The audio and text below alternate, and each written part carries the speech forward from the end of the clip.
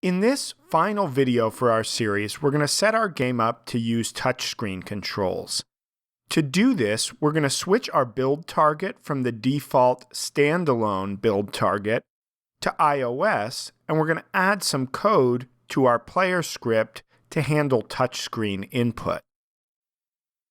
Let's go to File, Build Settings. Make sure that your main scene is added to the scenes in the build, and then we're going to click iOS and choose Switch Platform. With that done, we can close our build settings, and we're going to open our player script in MonoDevelop. In the player script, the first thing that we're going to add is a private vector2 called TouchOrigin. We're going to use TouchOrigin to record the place where the player's finger started touching our touch screen.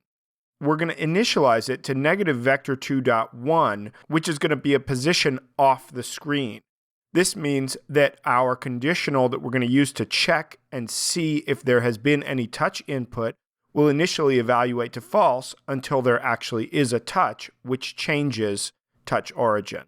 In our update function, we're going to add the mobile input code. Now, we're actually going to add some platform-specific code in here, which is going to check what platform the game is running on and use appropriate input controls. So we're initially going to check if we're running in a standalone build of our application or we're running in a web player, in which case we're going to want to continue to use the keyboard controls that we've been using thus far.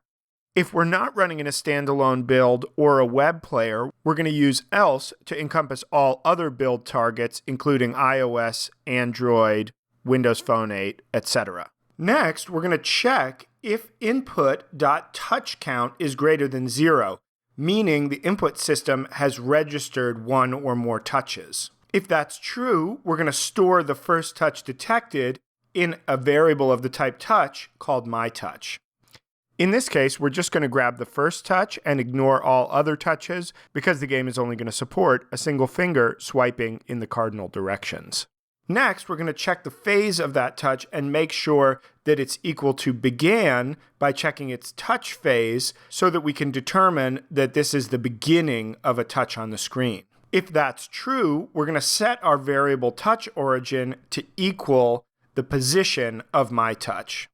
If the touch phase is not began, we're going to check if the touch phase is equal to ended and if the touch origin is greater than or equal to 0.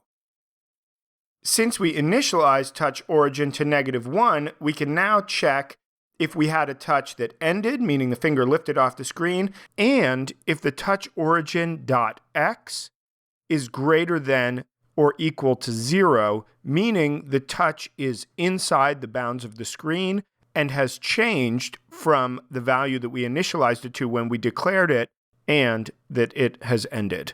If that is the case, we're going to declare a vector2 called touchEnd and set it to equal myTouch.position. Next, we're going to calculate the difference between the beginning and end of the touch on the x-axis. We're going to declare a float called x and set it to equal touchEnd.x minus touchOrigin.x. By doing this, we get the difference between the two touches on the x-axis, and therefore we can get a direction to move in. We're going to do the same on the y. And then we're going to set touchOrigin.x to -1 so that our conditional doesn't repeatedly evaluate to true.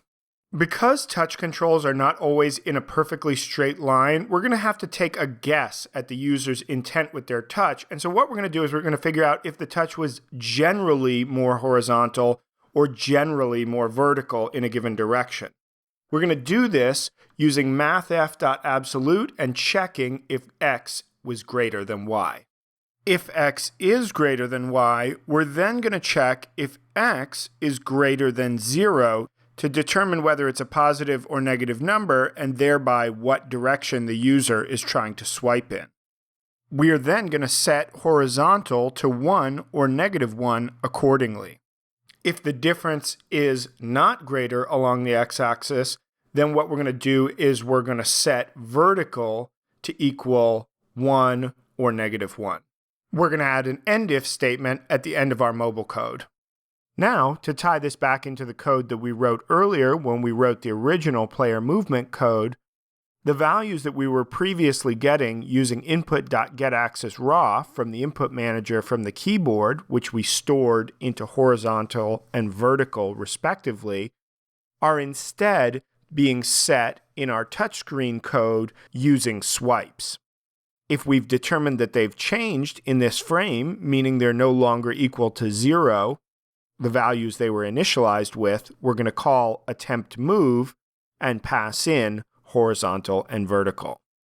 Now that our touch code is completed, you'll be able to test the game using Unity Remote or build to your touch device of choice. It's worth noting that if you want to continue testing with the keyboard in the editor, you'll need to either change the build target back to standalone, or you can add an additional condition to our first if statement, if Unity Editor. And there we have it. If you want to give this a test, you can download the Unity Remote app for your mobile or tablet device and hook your device up to the computer you're running Unity on with a USB cable, and you should be able to test your game in the editor. Thanks so much for watching, and I hope this was helpful for you.